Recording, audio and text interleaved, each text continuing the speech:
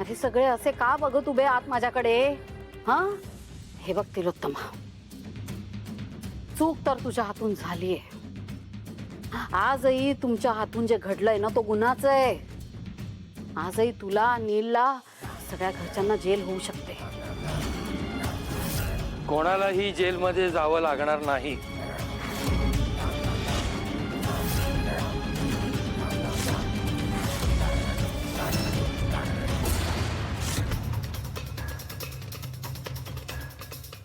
हा का आला इथे?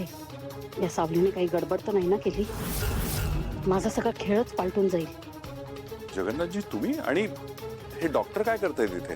काय डॉक्टर, आज बोलताना जीभ अडखळली नाही पाहिजे. हा, कसं आहे ना चंद्रकांतजी, आता हा जे काही सांगणार आहे ना ते सगळं खरं सांगणार आहे. मागच्या वेळेस काय झालं, टॉर्चर केल्याचं निमित्त होतं नाही का? पण आता पोलिसी खाक्या मिळालेल्या आहे, त्यामुळे सुत्ता अरका सरळ झालाय. बोला. हा आता थेट जेलमध्ये जाणार आहे.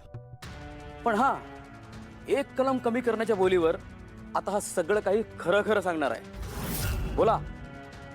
सानिकाचा त्या दिवशीचा जो कबुली जबाब होता ना, तो अर्धाच होता. हा बघा उरलेला.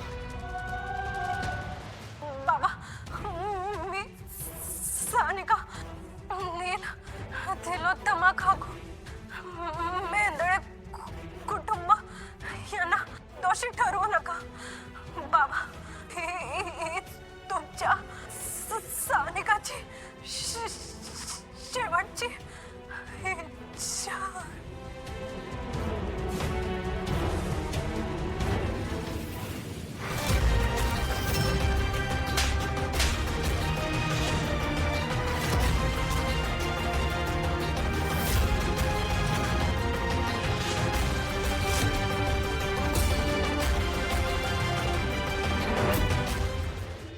माई, तुमच्यावर कितीही विश्वास ठेवण्याचा प्रयत्न केला ना तरी तुम्ही काही सुधारणार नाही. हा,